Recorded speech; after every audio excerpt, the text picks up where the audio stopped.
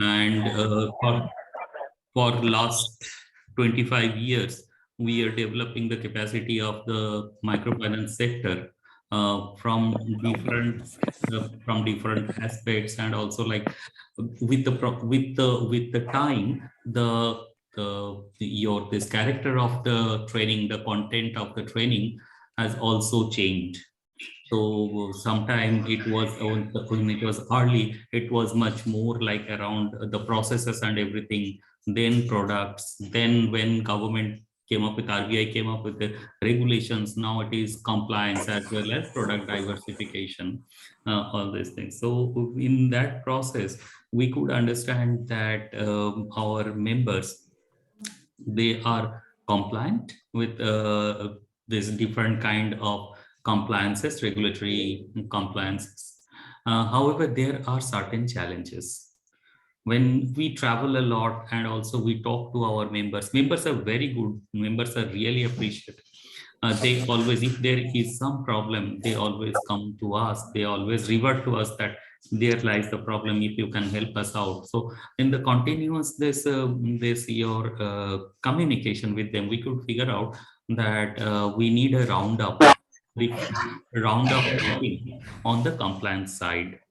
With this little bit of forward, I would like to request Mr. Mamin, ED and CEO, to to speak a couple of lines on this one and the objective of this, and set the tone for this capacity building initiative. Thank you very much. Over to you, Mr. Mamin. Thank you very much, Saibal, and good afternoon, good evening to all of you, and welcome all of you for this today's webinar.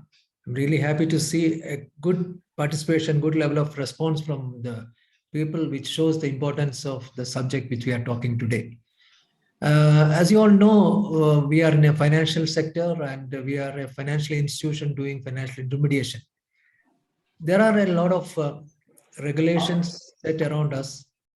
Reserve Bank of India, by if it is an NBFC, by the Companies Act, or if it is some other legal entity, the legal entity has also put in some kind of the regulatory norms. Also, we also have to have the other kind of complaints. So all these regulations and the requirements put us in a kind of a compliance mode, where we need to comply with several things: submitting reports, submitting informations on a regular basis. And this is very important as far as the good governance of a organization is concerned.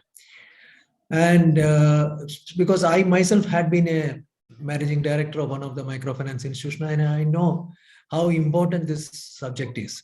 Because many a times my board used to ask me, because we are supposed to report to the board every meeting, whether we are complying with the requirements and the kind of compliances we have done during the last one quarter. We need to report to the board, because board is very much responsible for the compliance. If there is any lapse in the compliance of anything, whether it is or RBI related to compliances, the board themselves are directly responsible for that. In fact, independent directors can be questioned for that. So the board always asks us to say or report to them what are the compliances done, whether we are complied with everything. Either the managing director or the compliance officer, if there is a compliance officer, has to give a certification saying that all these have been complied with. So it's an important thing. And as I said, the board is directly responsible for any kind of non-compliance. Yeah. So because of that, it is important for us to know what are the different compliances we need to do, what are the acts for which compliances are there. As I said, there are state government requirements, would be there, local government requirements. Like for example, I'll take like your what do you call it? There are local government requirements are there, like shopkeeper. I think I'm sure our resource person would be talking about that. So this is very important one. So we thought that it is our responsibility to communicate this to our members. and ensure that all our members, all our participants are become compliant to all the requirements of the law, and they are never been seen wanting of any of these compliances or non-compliance of any of these requirements. So that is the reason we thought we should have this discussion. So we have been very fortunate that we got two good resource persons who would be able to give us the various inputs and what are the requirements as far as compliance is concerned. In fact, I don't know how many of you have really seen that. If you list out the requirements of a NBFC MFI, because I was in an NBFC MFI, because NAPFINS was an NBFC MFI, there are more than 40 to 50 different requirement compliances are required to be complied with. So you have to make a list of what are the requirements you have to comply with. So this is an important session. I am sure it will be beneficial to all of you, and I am sure this will help your institution on. Maybe you are already complying to all these things, but still it is good to hear from our experts about the different requirements, and we will be in a position to become much more compliant and compliant to the requirements of RBI and government, and as well as the Companies Act, and we can have a better performance to show. So with this, I hand over the mic to Saibal back and request our experts to come in and share. Thank you, Mr. Maman. So you have really set up the tone for today's this your webinar. And one thing is what you were telling about this compliance from the one side. You had other side of your observation.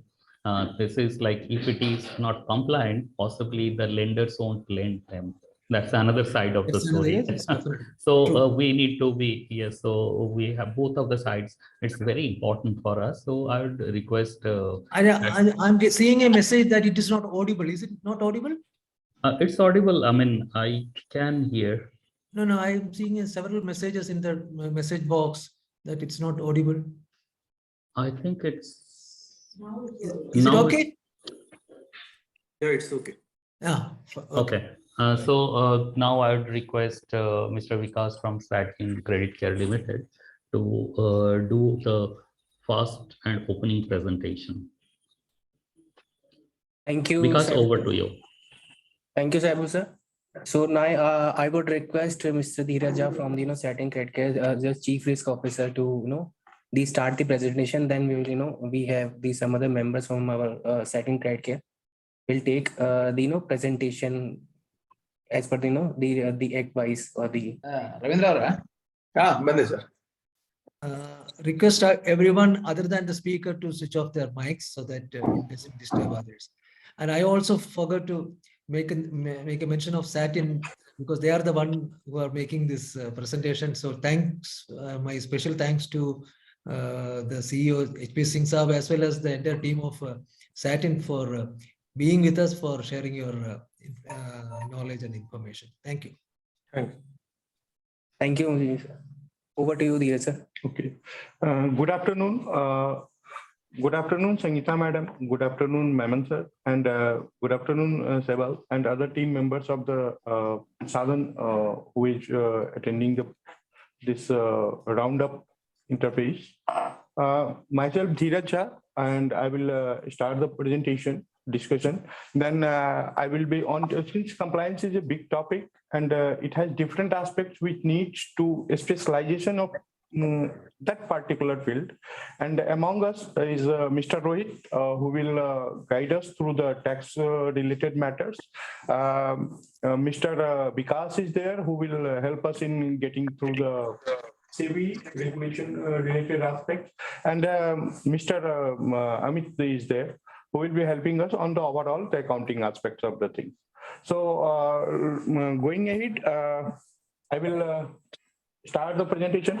Basically, my presentation starts with what do we mean by the compliance.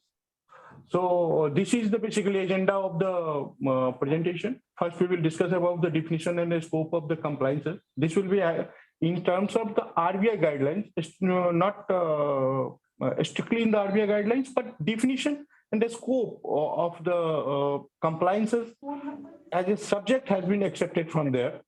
A scale-based regulation, since it's a new and it's a lot of Riddhi ma'am वाले दो office वाले Kindly switch off the mics, please. Yes, Sandeep, if you can make mute everyone. Okay, Vikas, go ahead. Okay, so basically a scale-based regulation is an important concept, and many of the regulations related to this has been among the discussion between the team members.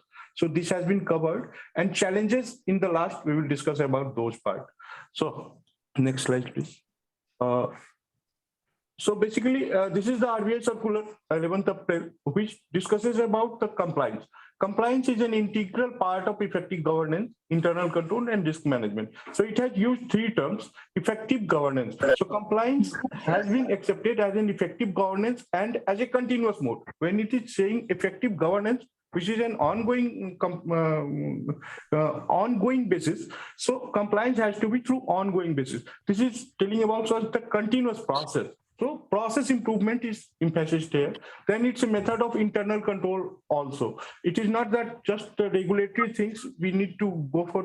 We need to have a nice, good compliance structure and process. But for our internal control and risk management, we need the compliance function as well. Now, compliance risk as defined. Now, when we talk about compliance, if we are non-compliant, what are the challenges? RBI says us that it will be the regulatory sanction, but regulatory sanction is only one of the part. Most of the things, it's a loss of reputation, which I emphasize upon. That will be challenged because we have to raise the fund. See, as per our business model, we distribute the loan and we accept the deposits from our lenders most of the time. So in order to have the coordination among all the three, we need to be we have to care of our reputation a lot more than any other organizations.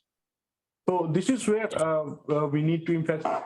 Different regulators who are having different compliance related issues will be discussed in the subsequent slide also. This is just for things that these are the some of the regulators who is having their regulations applicable to the NBFC also. The next slide, please. Now, one thing is that just a statement has caught my eyes. If you think compliance is expensive, try non-compliance. And these are the penalties that RBI has imposed upon. NPA norms, KYC related and exposure norms are three biggest. Among the others, outsourcing has been an important parameter. This is based upon the total penalty that imposed by the RBI is to the tune of 150 crore.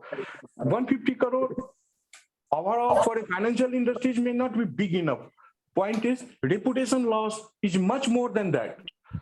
Suppose if a company is being imposed a penalty of just 5 lakhs, it is not impacting its balance sheet too much, but it will be denied getting the funds from the lenders from 3-4 lenders. So that will cause him another loss, which is basically the reputation risk, which we were discussing in the last slide. Particularly, these 3 points, penalty has shown an increasing trends after the ILFS and PMC banks event. In the period of regulation, it has been become more stringent. So RBI is basically focusing more on the regulation and its compliance part. Earlier, it was a little bit relaxed. Nowadays, there is no option of RBI. There's no option of getting relaxed. It has to be in toto. Transition is expected. So since we are in a transition phase where RBI is trying to build up a mechanism where cooperative banks, NBFCs, banking sectors, all financial entities are put on a common platform, a common set of standards. So these things is still in process and it will continue for some more time. Expected 2 to 3 years more will be required there. Next slide. Now, there are a number of regulations and guidelines by different organizations. Basically, RBI is being our major regulator. Then there is SEBI for the listed companies.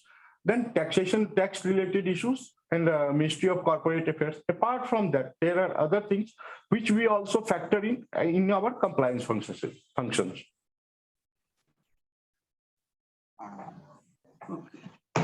அது வந்து net இருந்தா அவங்க Please put off your mic. Joiro, please put off your mic. These are the major directions issued by the RBI. RBI Act 1934, based upon which we are being the license is being given to the financial institutions. A scale-based regulation which is trying to make a uniform platform across the industries. Master directions for the systematically important non-deposit taking NBFCs and various other circulars. When I talk about various other circulars, most of them are basically nowadays, since last 1 year, we are seeing that most of them are originated from the scale-based regulation or a part of it. So that is there. Next. Basically, a scale-based regulation trying to introduce itself. Less than 1,000 crores company NBFCs will be on base layer. In the middle layer, more than 1,000 crore. And upper layer is basically above 5,000. 5,000, No, there are, RBI has released the list. Achha, sorry, upper layer, a list of 16 NBFCs has been released. And top layer is basically more stringent and more regulated, which has not, till now, no NBFC has been placed under top layer. So this is just an introduction of the scale-based regulation we are discussing now. This is basically the regulatory provisions between in the scale-based regulation. Net owned fund, NPA norms, it's a 90 days, more than 90 days. NPA norms and SMA clauses has to be implemented, and this is one of the challenges that our industry is facing right now. It has to be implemented in the system, and it has to be calculated on daily basis. It means by the end of the day, the PAR 91 days, whichever account has touched the PAR 91 has to be marked NPA, or if 31 days, it has to be marked SMA. Second biggest challenge would be the capital assessment process, which need to be assessed by the 31st September is expected, but now onward, till now RBI has not asked us to submit the ICAP, but coming days, as per the banking, our banking partners are doing, ICAP will be submitted to the RBI on annual basis by the 30th June. This is expected that the clarification regarding this will come. So capital assessment process will be a challenging compliance in coming days. Then there is a risk management committee, concentration of credit investment. See, concentration of credit is one of the among the penalties for the concentration of credit and NPA norms. RBI has penalized largest number of companies. Next, please. These are basically the disclosure norms that we every NBFC has to put in its annual report. Next, there is it's just a list of those things. Then among the last things, core banking solution, implementation of core banking solutions for the NBFCs having more than 10 branches. These will be the tough challenges going forward from March 23 onward. We have to have a quarterly basis. We have to submit a report to the RBI on quarterly basis. Then there will be appointment of chief compliance officer who will look after the compliance function. Timeline for that is October 2023. For middle layer, this is for middle layers. Now, for the basically RBI returns related things, I will invite Mr. Rohit to go forward with the discussion. Thank you, sir. So far as RBI compliance is regarding, we have lots of compliances on a daily basis. Lot of compliance on a daily basis, bol raha hai. That's it. Excuse me, please put off your mic other than the speaker. May I audible to all of you? Yeah. Thank you, sir. So far as there is a lots of compliances matter is there, which is in the process in nature. This slide is specifically mentioning the requirement of the various return, which are in general, and based on our financial statement. These are basically DNBS 1. It has a 51 tables and detailed review and disclosure regarding your financial statement, like whole balance sheet, profit and loss account, top NPA, top investment, top borrowings, open and closing banks on a quarterly basis. So it's a very huge return which need to be filled by 15th of the month after closing of your quarter. Then DNBS 3, it is also a quarterly return which is specifically related to prudential requirement, that is CRAR, our capital requirement. So tier 1 capital, tier 2 capital, net owned fund, risk weighted assets, all these things need to be taken carefully in this return. Thereafter, DNBS 4A. This is also specifically for a quarter ended. It is basically for 6 month end, your cash flow is required to be placed here is an outflow and inflow. So there is a cumulative mismatch is required to be presented, whether it is a negative or positive as per requirement of the RBI. For example, for 0 to 7 days, there is a tolerable limit of 10% of a negative mismatch on a cumulative basis. Then for 8 to 15, it's a 10% again. And then for 15 to 30 days, it is a 20%, meaning thereby we can have for the next 1 month, we can have a negative mismatch on a cumulative basis, but thereafter, there should not be any negative mismatch on a cumulative basis. Then there is a DNBS 4B. It is on a monthly basis, on a 10th of next month, it need to be filled with the RBI. And this return is related to structural liquidity. We need to complete our balance sheet on a provisional or limited reviewed or audited basis. Then whole balance sheet is required to be bifurcated in granular bucket basis over from 0 to 7 days to over 5 years. So whole balance sheet, whether it's a financial, whether non-financial, all the figures need to be presented in a bucket on a maturity or settlement basis. Here, I would like to represent one major gap between 4A and 4B, because both have a basically a ALM, asset liability management, you can say. In DNBS 4A, we can have only use financial figures, which has a financial cash flow, inflow or outflow. And in 4B, whole balance sheet is required to be fitted in maturity analysis. For example, ECL, it is a non-financial amount. Prepaid, it is a non-financial amount. These two figures need to be taken care in 4B, but it is not required to be taken care in 4A. 4A is a purely financial figures need to have.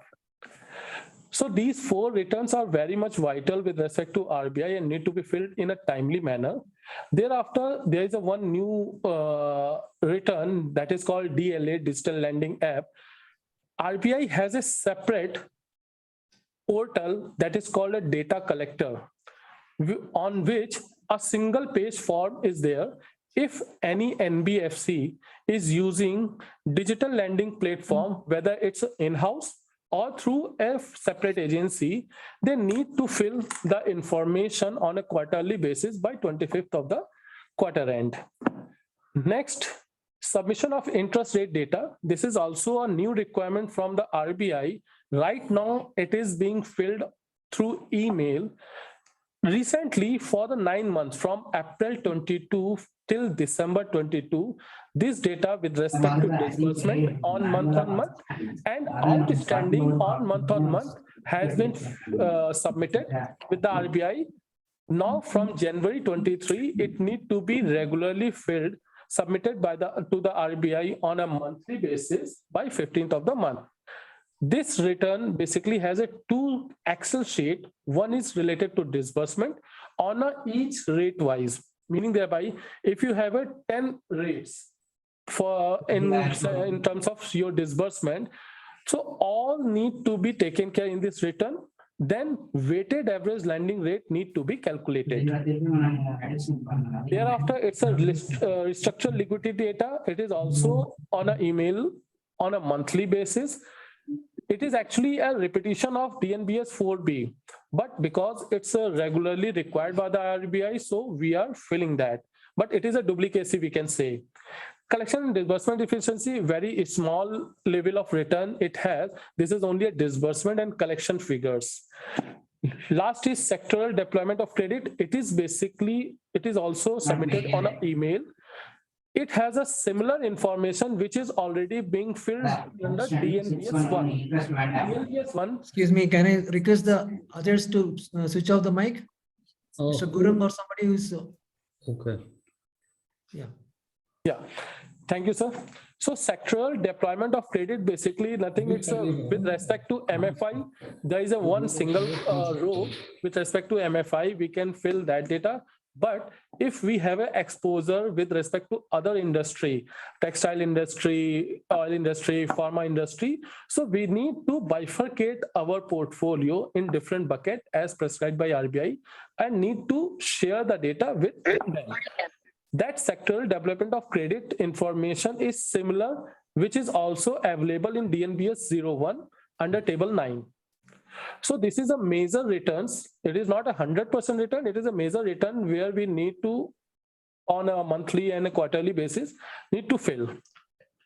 Next. Just to add into this RBI compliances. So these are the financial returns which is to be filed with the RBI. Right. So apart from these financial returns, there are some other compliances in respect of the RBI related to the board of directors.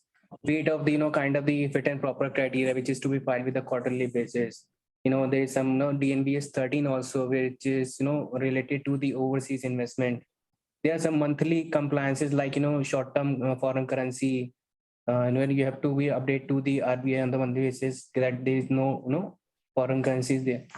So there are other compliances related to the board of directors, and because this these RBI regulation is very vast, right? So there are lots of compliances in chapter wise, whether it is related to the NCDs. So this is kind of the RBI compliances, and rest are financial statement. Yeah, this is related to the financial statement, and rest are the kind of the other compliances which is to be taken care of by the organization, right? NBFC, particular NBFCs. Moving forward to the GST and income tax analysis. Sir, with respect to direct tax and indirect tax, we have an expert, Mr. Sanjay sir. Yeah. Okay. So with respect to first, we are taking care of GST R1 return. We know that it's basically a sale. With respect to NBFC MFI, we have a fees of processing fees which is required to be charged by GST. Interest is a GST free, and other income if NBFC has, it need to be chargeability of GST and file return on monthly basis. GST R6 is basically an ISD input service distributor. Generally, NBFC has a head office and taking the lots of services on behalf of their branches. So in such a manner, ISD registration is required and return need to be filled so that we can distribute the input to our branches where income is occurring. GSTR 3B, basically a payment of taxes. GSTR 9 and 9C or the annual return which need to be filled with the department. GST 2B, basically it's a monthly ITC reconciliation. It is basically automated return which we need to check whether our input is properly disclosed in that return. If not, we can change the data in 3B where automatic input is presented right now. Okay. We can change that data, but it need to be first reconciled. Thereafter, if we take about the income tax point of view, direct tax, advanced tax, we know that on a quarterly basis in the month of June, September, December, and March, we need to submit the advanced tax based on our estimation. TDS payment by 7th of month, with respect to March, it can be deposited till 30th April. TDS return quarterly basis by the end of the quarter of the month. And for the March, it's a 31st May. Income tax return, we know date has been changed. There is a gap of tax audit and income tax return of 1 month. Earlier, these two are taken care simultaneously. Now, tax audit need to be submitted by 31st September and returned by 31st October. SFT, basically special financial transaction. We have taken this aspect specifically with respect to NBFCA. There is a 3 or 4 types of item which we need to be taken care, and SFT form annually need to be submitted with the income tax department. These are basically issuance of shares, issuance of debenture, buyback of shares, and cash receipt of sale and services more than 2 lakhs. I am taking care one by one. If we receive a consideration of more than 10 lakhs of any single person with respect to issuance of debenture, it is a part of SFT. If we issue shares and receive consideration more than 10 lakhs from any party, it is a part of SFT. If we go for a buyback of shares also and receive and pay consideration of more than 10 lakhs to a single party, it is a part of SFT. And most important, if we receive cash consideration of more than 10 lakhs with respect to sale of services or goods, it need to be part of SFT. Such type of transaction basically need to be required to be reported to income tax department through SFT form. Now, it's a last is a specific, basically, so far as tedious aspect is concerned, other tedious parameters are general. But this is a specific because it is related to our securitization transaction. Sometimes earlier, section 194 LBC has arrived, and it has given a tedious norms with respect to securitization test on an investor. Basically, if we read that section, it is applicable if a securitization trust is paying the income to an investor. If we go by the definition of investor under section 115 TCA, investor is who securitization test issued security receipt, securities. If it has been received by the on a consideration, these are investor. So if I am an originator, whether I'm an investor or not, it is a part of debate. That's the reason I have put in that particular section here, so far as we can discuss and take the way forward on that matter. As per my opinion, if we have not invested a single penny to a securitization trust and not received any security receipt, if we are complying with MRR, minimum retention requirement, as per RBI, so far as we need to give the cash collateral or over collateralization, this is not an investment. So far as section 194 LBC is not required to be applicable on an originator, it is required to be applied on an investor. So this is the main reason I have put in that. Next. So after that, it is a part of MCA and SEDB. So our colleague, Mr. Vikas Gupta, will take care from this part. Thank you, Rohitji. So basically, as explained by my colleagues in respect of the RBI compliances and kind of the income tax and GST. So I'm the company secretary of the company taking care of the security compliances over here.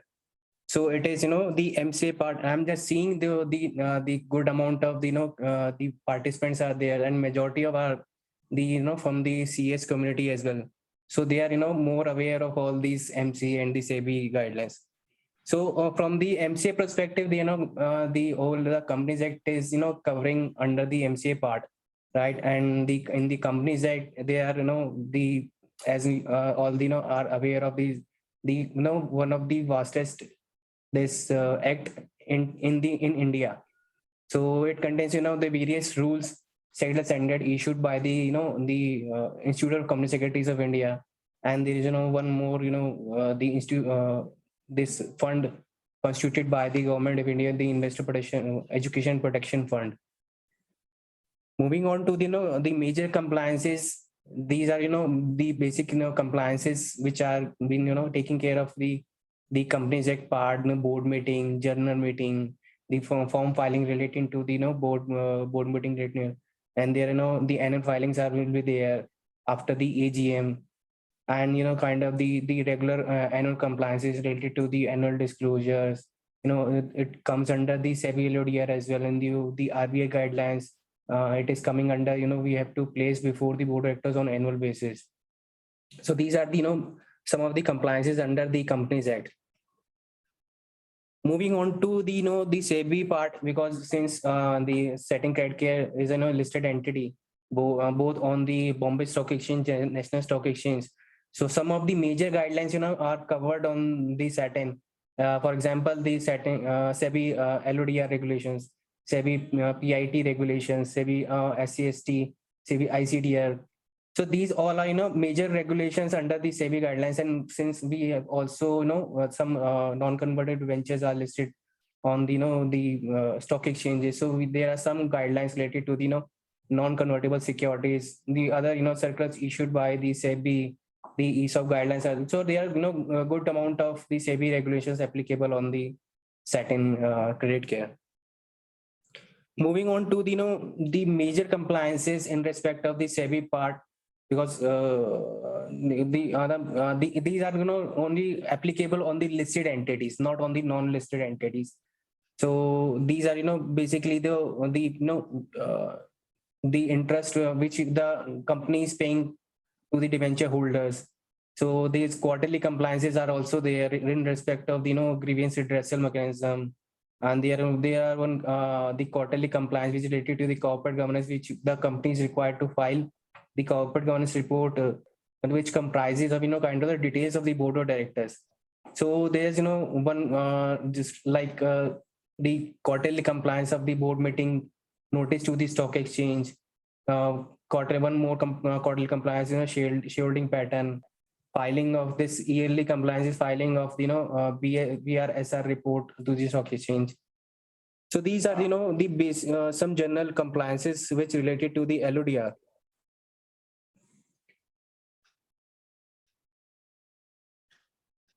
And these are kind of the some event based compliances, because the company is required to make the payment to the debenture holders. So company is required to intimate to the stock exchange within 1 working day of that payment. So company is also required to make the intimation about that record date of that interest payments. So these are the some of the other compliances of the LODR.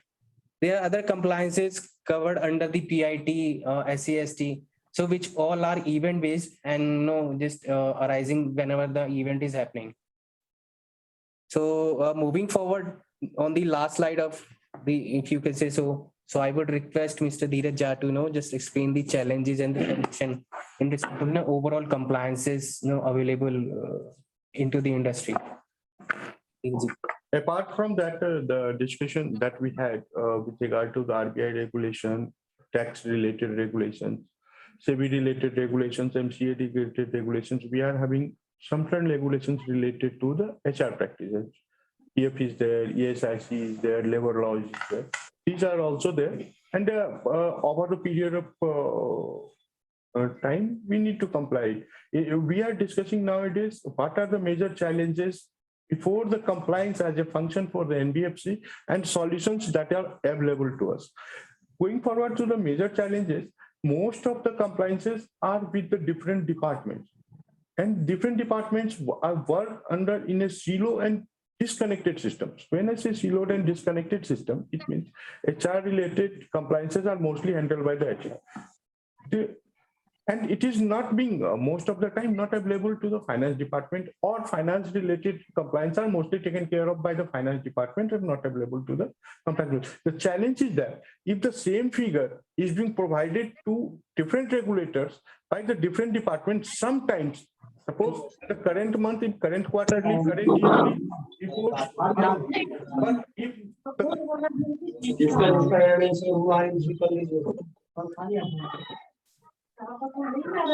Can you please, whoever not speaking, can you please keep it on mute? Sir, can you please come on the previous slide, please? One more. One another. The last one, I think, is yearly based, 7.3.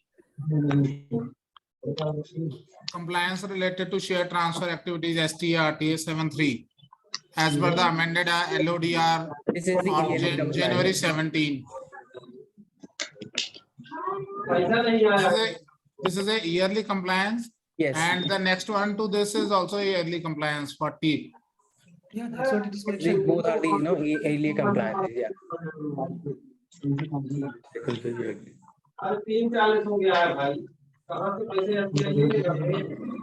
Regulation this? 40 is also And yearly noted based. for both the companies. These both are the yearly compliances. This is It's the already mistake from mentioned our there, end. it's only mentioned these three are yearly.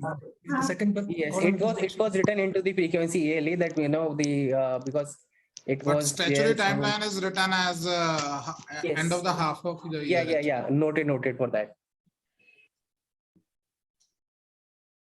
Okay, so this was the challenge with the siloed and disconnected system, particularly if that certain data are asked for over a period of historical points. So that will be the major challenge. Second thing is that most of the processes of compliance are still manual. The challenge of manual processes is that over a period of times at different data points, if you view the same thing from the different point of time with different perspective, the data will be different. That will be another challenge. Second thing, many of the compliance related issues doesn't have the complete metrics. Even in case of the certain RBI related issues, we are facing these challenges, just like operational risk management. The frequency and you can say intensity, both are measured, but in which aspect it is to be measured and under what matrix it is to be used in order to arrive at the operational risk capital is yet to be finalized in this respect. Second thing is regulatory changes and its implementation are so fast, particularly for a massive system, massive database related changes requires time, and some of them are making it difficult to have a continuous or harmonious shift. This is what the third. Second thing, compliance function is still to get the visibility among the departments. This is why major challenges faced by the as compliance as a function. Solutions are available. We have to make our compliance function from the tech driven. It means there should be consistency and a platform where all the data points are come and made available of even after different point of times. So compliance as a function should be, if holistically planned and holistically implemented, then only this solution of the data coherency, challenges of and data integrity can be resolved. Third is we have to be proactive. Many of the times RBI over a period of time, if suppose 1 to 2 to 3 years, it keeps its insight that we are moving in that direction. We have to start working towards that from the beginning rather than the implementation and then firefighting at the last hours. Second thing, compliance has to be a strategic and goal-oriented. When I say strategic and goal-oriented, many of the compliance has to be aligned with our goal. It means if we have to reduce the fraud, we have to implement the operational risk practices to hardest possible time, and even with the innovative solutions. So these are the solutions available. Most of them are related that we have to depend on the tech side. And second point, comprehensive view. These are the two solutions that are available as of now, and we have to implement it. I think that's all from the Sa-Dhan side. That's all from the Sa-Dhan side, and thank you for giving us present listening. If any questions are there, we'll be happy to answer. Thank you very much, Sa-Dhan team. Can you please forward the PPT to the? Yes, we will do it. To the Sa-Dhan. We will forward it to the Sa-Dhan team. Then Sa-Dhan team will share the PPT to the rest of the members. Yes, we will do that one. We'll be happily be doing that one. So there are many company secretaries over here, but there are a couple of people, couple of questions they wanted to ask us. If they can raise those questions. and company secretaries will be responding on that. Sure, sir. Yeah. So any question from whoever wants to ask question, please unmute yourself and please ask the question. Yes, sir. Good afternoon. Good afternoon, Momen sir. Ranjan here from Uyghur Financial Services Private Limited. Yes, Actually, Ranjan, please carry on. The slides you have shown, this is meant for more than 500 company portfolio. All right. I hope. But below that, is there any compliance that we can be also compliant with the things? We are a very small organization, and our portfolio is below 100 crores still. But So if you have any specific question, Ranjan, you can ask them. Sir, we are just submitting the returns to RBI only. That is DNBS 2, DNBS 10, and DNBS 9. These three returns we are submitting. Other than that, we don't have to submit anything. Is there anything setting team can tell us we are compliant or not? That is my question actually. Ranjan, you are an NBFC, isn't it? Yes, sir. Yeah. Sir. When you are in NBFC, you are bound by the Companies Act. Yes. So Sir. there are compliances as per the Companies Act, whether it is calling of board meetings, submitting the returns. Yes, we are doing that. So those things are required. So Okay. there are certain things which are above 500 crores and above. That I agree with you. It's not applicable to you. But other than that, everything would be applicable to you also. Since being an NBFC, you have to comply with many of these things. I'm sure. So can I just interrupt? Yeah. So I'm sorry. Good evening, sir. This is Arpita from Grameen Shakti. I'm the company secretary of Grameen Shakti. So Ranjan sir, the question you just asked, there's one more return which needs to be filed by a company below 100 crores. That is DNBS 13. That's for any kind of FDI or foreign deposit or foreign currency investments we have. But if in case you don't have. Foreign currency Yes. transactions. Yes. Yes. In case you don't have that, you go for a nil return. But that is something which has to be quarterly submitted to RBI as well. Yes. Thank you. We submit that. We submit that regular basis. Yes. Okay. Oh no, you did not mention DNBS 13. That's why I just added it. Thank you so much. Thank you. So you can just clarify because I think whether it is small or big, Companies Act laws are equally applicable to everyone, isn't it? Yeah, Companies Act provisions are all applicable to the organization, whether the any size. And in respect of the RBI compliances, there so we have highlighted the compliances more than 500. So there are less compliances in respect of the companies having the less than 500 crore of asset size. So as highlighted by Mr. Rajan, DNBS 9, DNBS 13 is also there. So we have to file with the RBI on that respect. Can you do one thing when you are sending that PPT? Can you just segregate them that those which are above 500 or those which are below 500 need not be submitted? You can give it as a remark. Sure. So that will be beneficial. Thank you, sir. Thank you. That will be very helpful for us. Yeah. So eventually we do have Ruchi over here. We do have Piali over here. They can also respond on the questions. There are a couple of NBFCs, those who are having portfolio less than 100 crores. There has been a liberal side from RBI for the compliances, particularly for asset size less than 100 crores, then more than 100 crores, and then it goes up with the scale. Right. With more than 500 crores, there are a couple of more stringent compliances that are applicable on the NBFCs. So far as the compliances with the Companies Act is concerned, there is no such liberal approach given to any kind of a company. See, whatever requirements for annual filings or filing of resolutions or everything is there, that applies irrespective of the size of the balance sheet to all the companies all across. So see, when you are talking about the scale-based regulation, it is below 1,000 and above 1,000.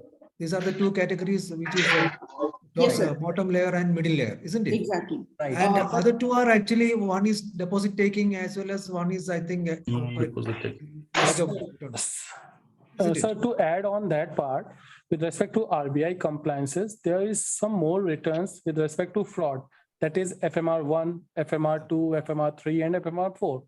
Out of these four, FMR2 right now is withdrawn because there is an XBRL submission with respect to FMR1, then FMR3.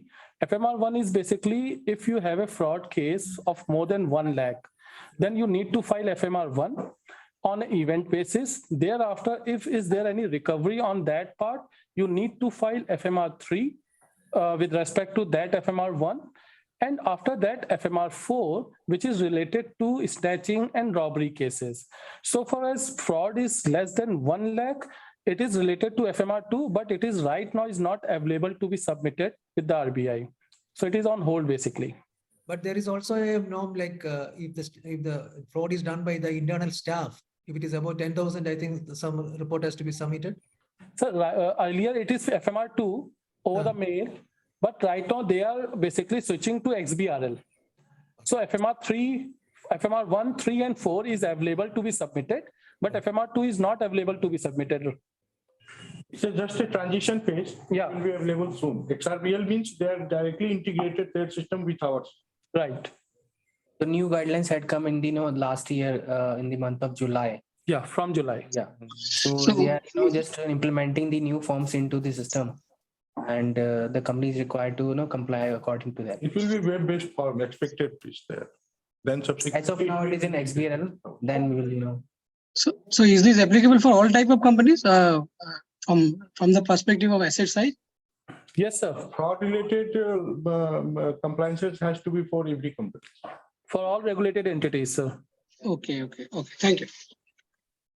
Basically, the difference, I believe it is related to the filing of the financial return. If the size is more than 500 crore, less than 5 crore, so difference is only filing of the financial return. Rest of the compliances, the company is required to take care of that.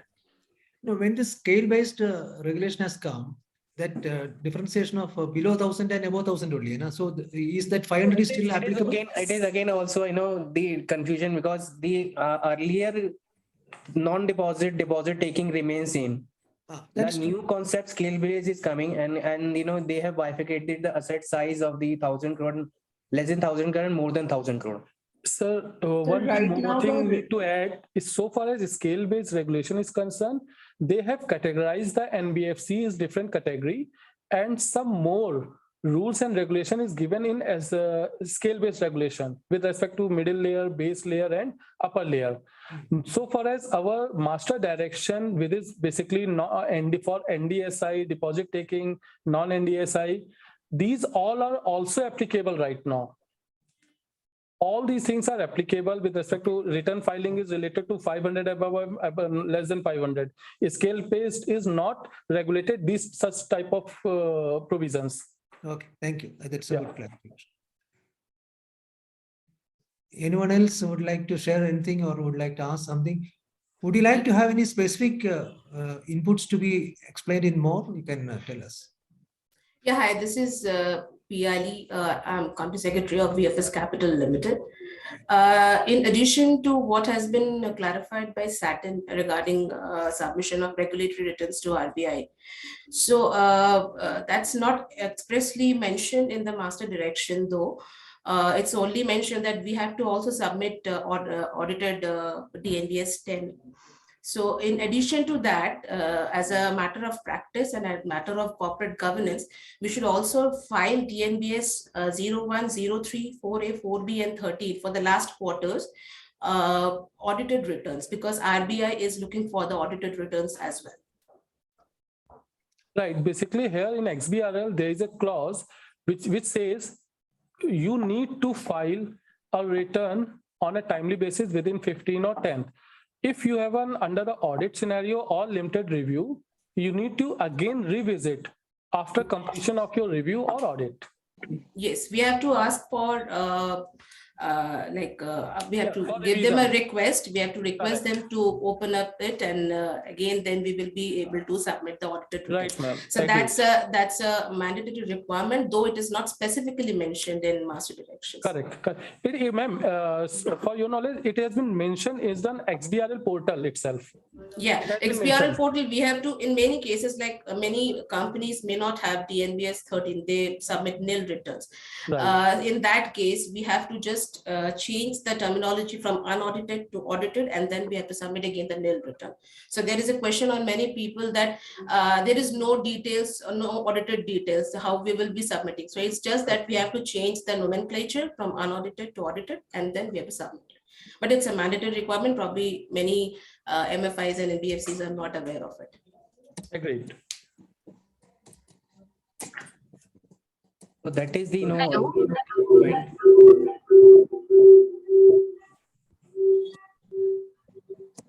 Neha, you want to tell something? Okay. So anybody else? Yeah, one question from my side. Actually, I'm Sujay Kumar Dev from Vector Finance Private Limited. So Yes, when we're talking about the asset side, would it mean that the asset side including the BC assets also? It is on balance sheet, sir. On the balance sheet. Yeah. Okay. Sir, can I ask a question? Hello. Yeah. Sujay, I think you understood. It's only a balance sheet. Yes. That was If it resides on the balance sheet, you have to tell. Okay. Thank you. Yeah, Debashish. Sir, actually, sir, as far as the FMR is concerned, sir, I have two questions, small questions. Since my company is not a systemic important company, so it's a small company. I am from Sarala Development. So based on that, sir, as far as I understood from VFS, the madam, company secretary, I'm also a company secretary, the madam who spoke, Piali ma'am. So just to confirm, sir, if I have a nil return regarding that foreign investment, DNBS 13, which ma'am was talking about. So my company is not, 4A, 4B, it is not showing on the XBRL site that we can upload the form. It is so. Do we have to request to RBI to allow us to file this 4A, 4B? Because we are not getting that option, though we are ready to be uploaded. Last time also we tried, but the options of 4A, 4B are not yet coming on our side. So what should we do regarding this? Should we approach RBI? And the second question is, sir, regarding the FMR which was told. Sir, I have seen while this FMR guidelines has come, it was written that it is applicable for the same sets of NBFC on whom it was first of all applicable. For fraud reporting in terms of reporting guidelines, nil return was not applicable for even a small size company like us. Small size, when I say, I mean less than, that time it was 500, but it was now systemic company. So these two questions are, is it applicable on all type of companies? I am repeating because while I saw the circular regarding FMR1 XBRL regarding the fraud reporting returns, it was applicable on, sir, clarifies that it is applicable on those companies on which it was previously applicable. So now it is previously applicable means what? So far as your first question is concerned, you need to go with the RBI only through phone or mail, because 4A, 4B only they can provide you the access. Right, One sir? more thing is there is also an option in the profile. When you change the profile in the XBRL, there is an option. When we created the profile in XBRL, that time there was option given to us that which all forms are applicable to us. So accordingly, we selected and then got that. But that's the first time when we did it. So that need to be revisited again. If the option is not available in the profile section, then you can approach RBI for taking an access to that forms. So I guess for form 4A and 4B is applicable for 100 crores and above companies. So far my understanding is concerned. And what about, ma'am, the FMR? Ruchi wants to tell something. Yes. Devashishji, 4A and 4B, once you upload the profile, once you update your profile on the XBRL site, they will take the total asset size. Instead of only the loan asset size, they will take the total asset size. And when you will fill the total asset size, it will automatically get fetched if your asset size goes beyond 100 crores. because this was a specific case that has happened to me and I sought a clarification from RBI office. So particularly when you will feed that your total asset size is more than 100 crores, DNBS 4A and 4B will be automatically made applicable for you. Otherwise, it will not.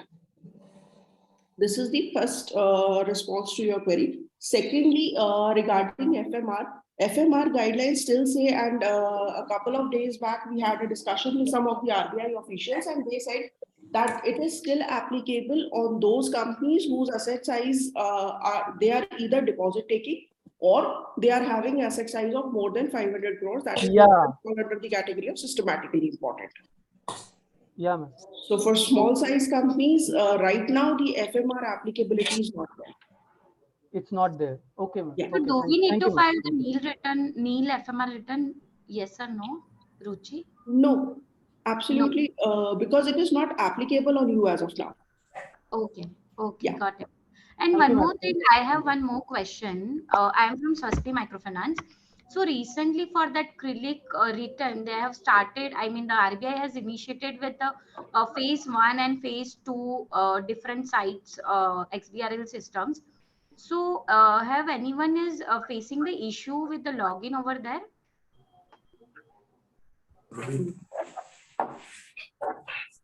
Ma'am, sorry to say, pardon, please. Yeah, so the RBI has started the XBRL acrylic return recently, and they have given the login IDs for the phase 2 site. Right. Anyone is facing issues for the login on the phase 2 site, because what happened after that login, I am not able to do the login even on the initial site what the RBI have provided, and after that on the phase 2 as well. So we are not able to upload the returns, and we are continuously asking to RBI to resolve it, but somehow we are not getting any response as well. Ma'am, right now, so far as Sa-Dhan is concerned, we are submitting our CRILC return on a phase 2 XBRL portal only, and there is no any issue.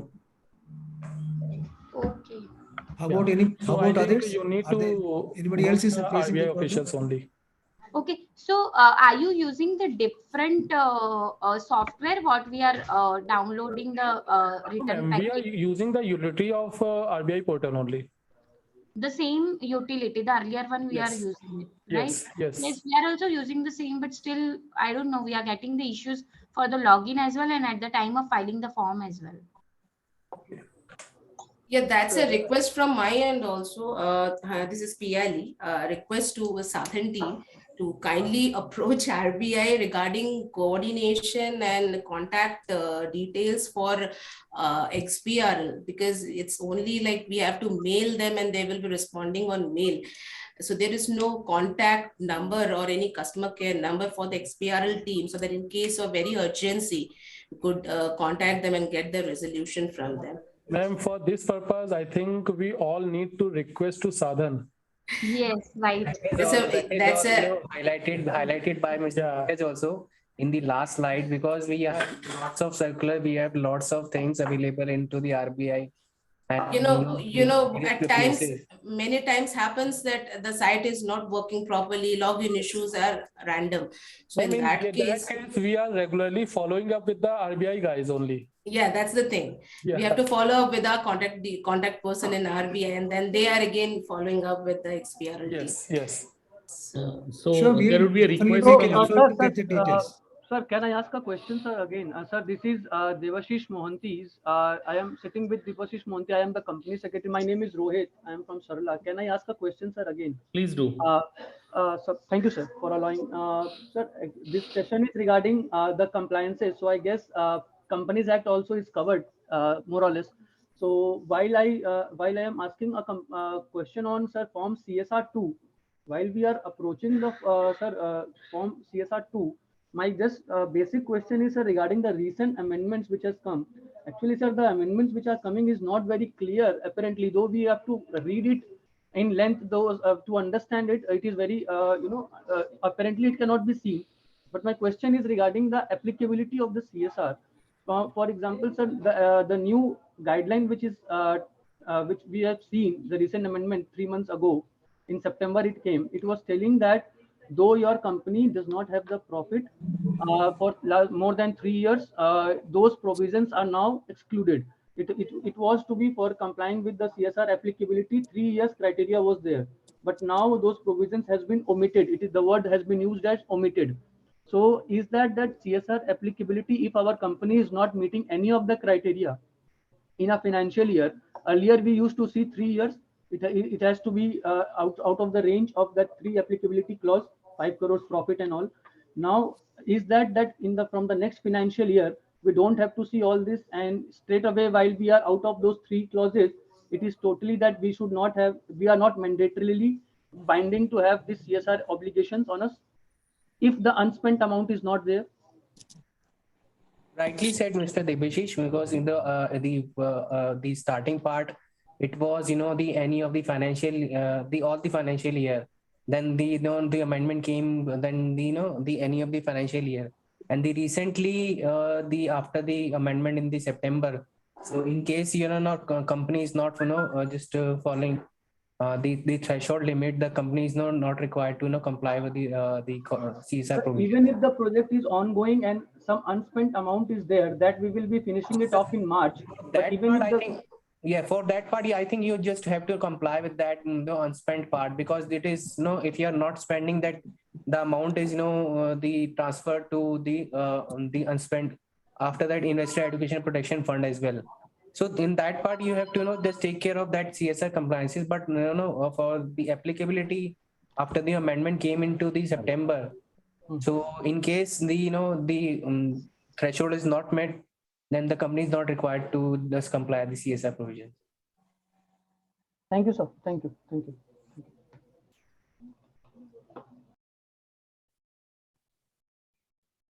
Sir, one more thing here.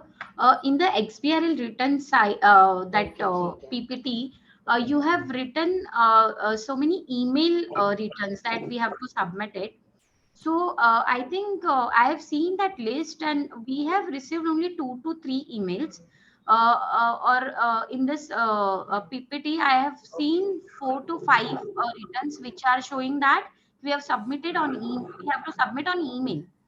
So have you received the specific email from the RBI and you are submitting, or you have referred the master directions and accordingly you are submitting it?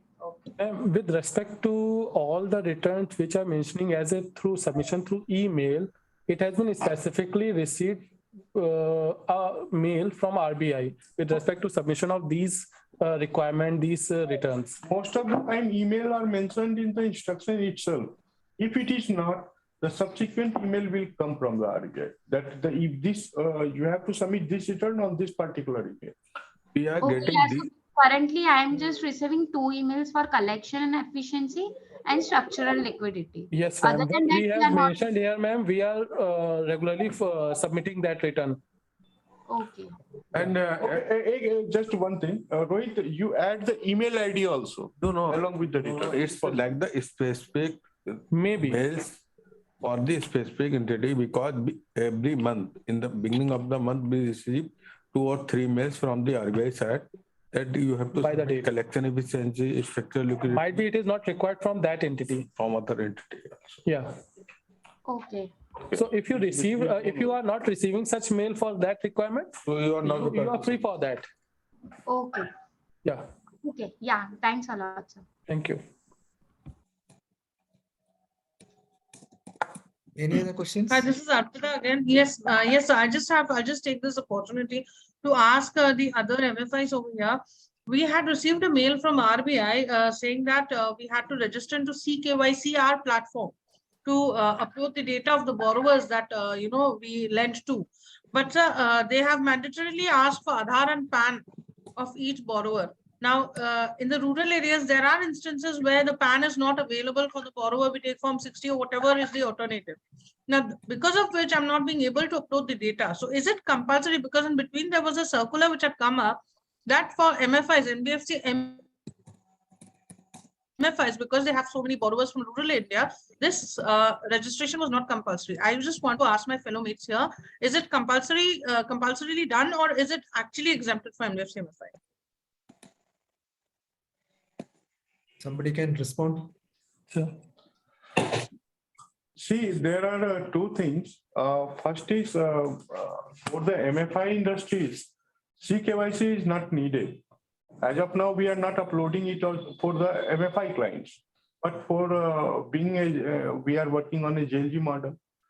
So this is one. Second instruction I am quoting from the RBI KYC guideline, which shows if the annual credit is less than 1 lakh, that will come under the BCBA. What you say? No. BCBD. The BPL. No. It's some one term is there, that is BCBD type of accounts, which are not required to be full-fledged KYC. So simplified KYC guidelines was there. So based upon the simplified KYC, even if none of the documents is submitted, you can accept it, except Form 60, which is required. So that is Actually, it's pertaining to that. Filing, I understand, is not required for the MFI as of now. Sir, this is Rohit here from Sarala, sir, talking on behalf of Devashish Monty, who is sitting along with me. You can see the screen. Sir, I tend to disagree here that it is not applicable for NBFC MFI CKYCR, because we have received a written notice from RBI that your entity needs to be registered with CKYCR, quoting the RBI circular. They have also shared the RBI circular. Registration is totally different thing. Sir, uploading of data also, sir. When I say registration, it means uploading of only registration. What is the meaning of only registration? No. I think they are asking for us to register on the CKYC portal, but we have not received any such kind of information that they are asking for the data. Basically, data is required for all the non-MFI. We are submitting it on a regular basis for our all non-MFI customers. But for MFI, we have not received anything such type. There are exemptions related to the JLG, SSG, and BCBDs. 3 exemptions are there, I think. RBI KYC guideline. Sir, when we said the same questions, we went to RBI that it is a JLG or SSG model. They told that we are not bothered about your JLG and SSG model. We are bothered about their individual things. So you have to, because we are giving them a loan of this, your assistance regarding their KYC for future. So it is not related to the JLG. They explained us this. So we had to follow those things. Might be, sir, they are more too convenient. They are more, looking a good eye on Sarala for some reason. But maybe you can go through the KYC guidelines itself. It is written there. Okay. Maybe we'll try to collect some additional information on that. Right. If it is there, we'll share with you. So anybody else? Anybody has anything? Any question? Otherwise, before we close, this circular was very clear that in terms of groups, we need not to upload the KYCs. However, registration of NBFC MFI is also mandated with SARSAI as well. Whereas in actual parlance, when we are not taking any kind of mortgage or something like that from the borrowers, we need not to submit the data to SARSAI. What we will submit when we are not taking any kind of mortgage, but still RBI has mandated registration with SARSAI as well, along with the CKYCR. So there are a couple of registration processes that has been mandatory, and that is a hefty registration process. I think all my colleagues, fellow members from NBFC MFIs will agree to it, that right now NBFC MFIs are overburdened under the multiple registration segments. Irrespective of their size, you have to be the member of all credit bureaus. You have to register with the Financial Intelligence Unit of India. You have to register with Legal Entity Identifier of India Limited. You have to register with CKYC. You have to register with SARSAI. You have to register. So there are multiple number of registrations. But submitting data, which is a common kind of a data, a borrower, a non-income taxpayer kind of a borrower, and then whose income patterns, whose asset patterns, they are not very clear. They themselves are not clear with everything, and we are submitting that data on n number of platforms. So this is the biggest compliance challenge which every one should be facing in this sector while working in this sector, rather than instead of easing those requirements of registrations and compliance, because we are dealing with the backward or economically kind of a deprived segment. We should be eased on the grounds of compliances, whereas it is contradictory on the other part that we are overburdened with the kind of registrations and the compliances what we have to ensure with all these regulatory norms. You are correct, ma'am. But see, Thanks, sir. I would just like to request Piali ma'am, if she is still there, to just explain us. I understood the topic. What my concern was there, which we received a communication from RBI. I cannot disclose everything, but at an upfront they have told us to upload. That is why I just told, and we are doing it successfully. It is not that we are not doing it and we have failed. We are doing it, and we have already started it, and it is going well. So if Piali ma'am is there.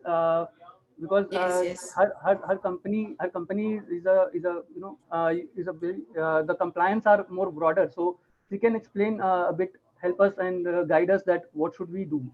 Should we keep moving ahead or should we stop, because once we have started we have already uploading it. So yes, there was a lot of problems in the initial, but it took months for us to solve it, and we have done it, and we are moving along uploading the data. So no, it's absolutely for my company's end and from ours end, it's absolutely mandatory. We feel it, and we have got a communication also from some SR, I guess from MFIN also, giving a clarification on the same, that we as an MFI, we have to submit the CKYC details, because though it's a JLG model, but we are giving loans on individual basis. So individually we have to register and upload the data of each and every individual borrowers we have with us, including the past borrowers details also, which is very difficult for us to fetch out from our software, because you know that the rural people are not readily accepting this fact that any person could come and take up their credentials and upload it to somewhere. So many questions we have to face, many challenges we had to face, but yet we are able to complete approximately more than 90% of our borrowers details in CKYC, and that's a regular follow-up from RBI, including a follow-up in the inspection also, that we had to upload CKYC details, and we had been regularly updating also RBI with the percentage of upload we are doing on a regular basis. That's a daily basis we are uploading, and we are also intimating RBI on a frequent basis. Thank you, ma'am. Thank you. Thank you. Yeah, ma'am. I understand that for the JLG and SHG, the CKYC uploading is exempted? No, yes, there was a circular from CKYC that JLG and SHG model is excluded, but there was a clarification from MFIN, I guess. I'm sorry, I'm not able to remember. I need to find out and I'll share with Sa-Dhan that it was MFIN, they ma'am. had It was MFIN. They had a discussion with RBI officials on the same, and they said that though it is not applicable to JLG models, but since we are disbursing loans on individual basis, so we had to upload individual borrower data. There was a clear clarification provided from them. In case the loan is disbursed on the individual, then we have to upload the data. That is just correct. Yes, though the liability is on JLG basis, joint liability basis, but since we are disbursing on individual basis, we had to upload. So that is counting one CKYC. One borrower is one CKYC. I got it. We'll also try to get some information from the RBI on this, and we'll pass on to you. Yeah. So if there is, Mr. Soundarajan. Sir, in my opinion, so far that registration is compulsory, but only in the case of individual loan by way of security, as Mr. Vikas was telling from Sa-Dhan, any security we are taking, when is secured advance, the uploading is a must. Maybe the communication is different, the RBI regional office may be communicated differently. That has to be clarified. By submitting one or two MFI, it is going to spread that it will be compulsory for everybody, like that it is going to come. So before anybody is submitting, my request is to clarify with the Sa-Dhan or then proceed. There won't be any so far regarding that registration. So far, RBI has never communicated any penalty clause. They are only asking the registration. That also we also contacted, and that is what we got the information. No, sir, that's a very specific question at the time of inspection also. And they are looking at the percentage of borrower details we upload to communication, I understand the PLE ma'am is correct that RBI has been asking us to upload the CKYC, but not for the customers, for the JLG or SSG type of customer. No, This is a basic concept which we have in our mind. I was also thinking the same unless I came across the RBI rules and I had talked to them personally and I went to their office and I talked to their CKYC officials.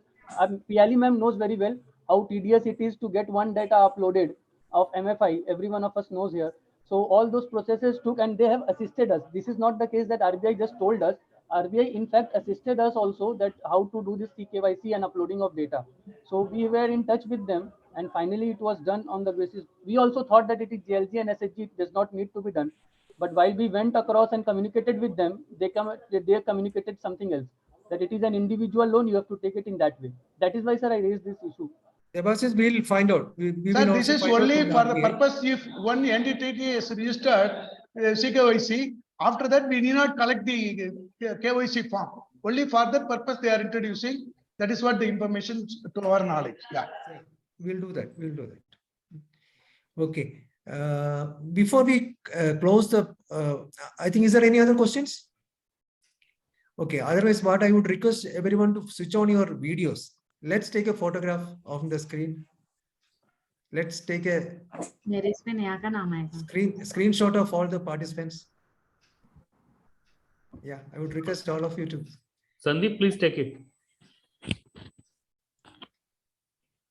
At least if you are, even if we are not physically together, let's have some record of being together. And share the photo also, sir. I know. That's what we'll do that. Debasis, some of you also can do that. Let it be full. Okay. Sandeep, will you take a screenshot? Sandeep? I think Sandeep is not there. How do you take it? Control F7. So you're this Nikita, Sujit, Abhina, Misra, so Matab Alam. So your photo. How do you take the screenshot? Control F7? I have no idea. Sandeep, take the printer screen. Just one keyboard is there. Printer screen. Just take it. Print the screen. Yes. Where is it? Can somebody, sir, Microsoft logo, they print screen. Can somebody do that and share? Sir, it can be done through Windows Shift and S. If you have Sandeep is doing it. Sandeep is doing it. Okay. सब जितना था सब हो गया. ये हुआ ना, अब देखो, अब करो. Okay. हो गया. Just a minute, hold on. Then this one. Okay.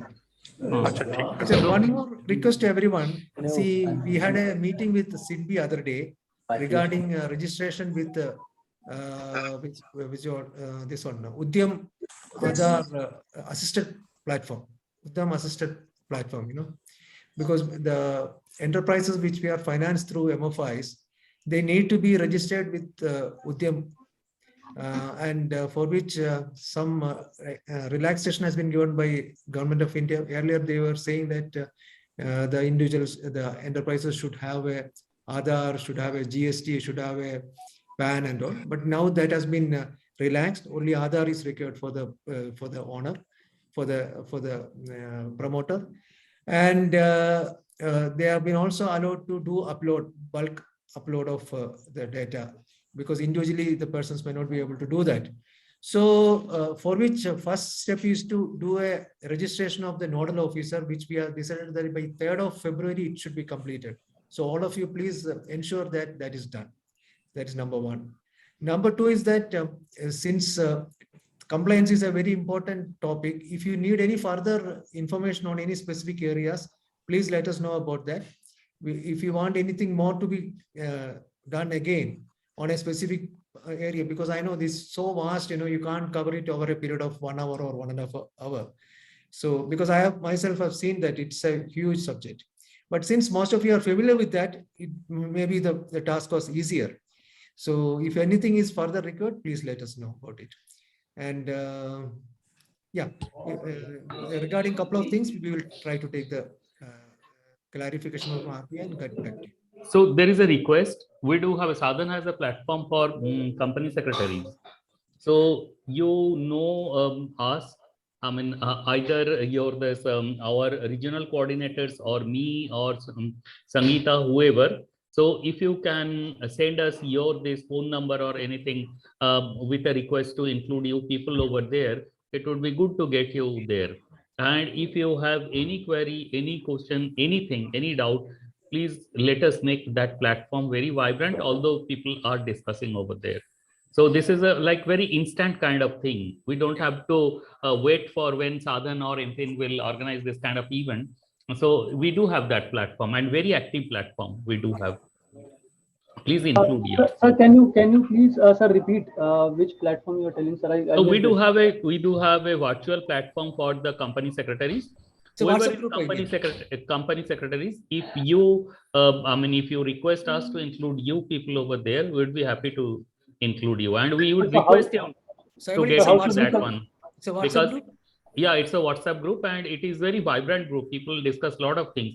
Maybe a lot of things will be clarified, like without requesting Sa-Dhan. Many things somebody asks and somebody responds on that. Should I drop a number here? What should we do, sir, to get ourselves there? So you have you are from the Sarla, so you know this Shobhik, right? Yeah. Sir. Yeah, so you send Shobhik your number, and he will include you. Or we do have our colleague Sandeep over here. He can include you. That's not at all a problem. So please do be there, and it would be helpful for all of us to get little thing clarified instantly. Yeah, sir. It's very helpful. Yes. Sir, Gigi sir, I would like to thank Gigi sir especially. Sir, this is Rohit here.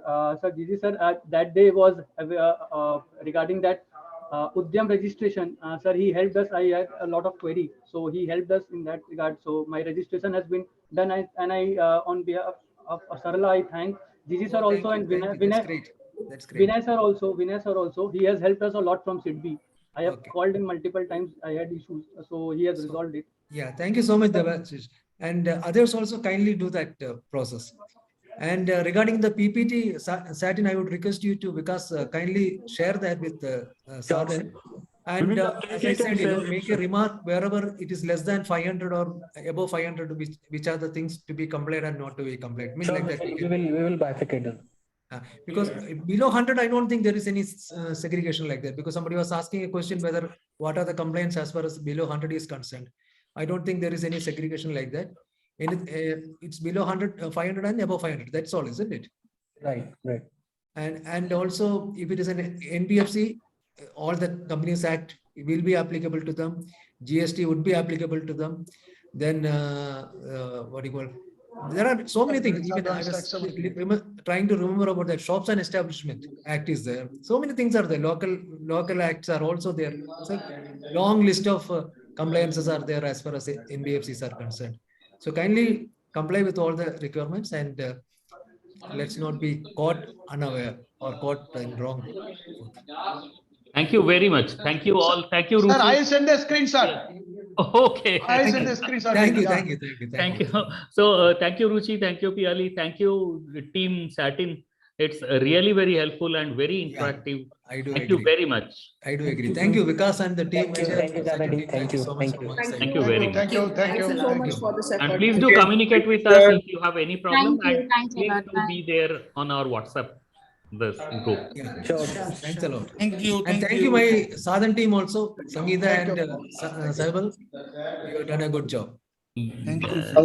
And RCs also. RCs also, definitely. Ladies' participation was more. And most of them are company secretaries, I believe. Yes, most of them. Yes, sir. Sir, that is relevant, sir. Ladies participate, sir. We are also company secretaries. No, that is true. I don't make it like that. I'm saying that you find more. No, sir, it's okay. It's okay. Sir, I was just joking. Thank you. Thank you, sir. Thank you. Thank you. Thank you. Thanks, sir. Thank you, sir.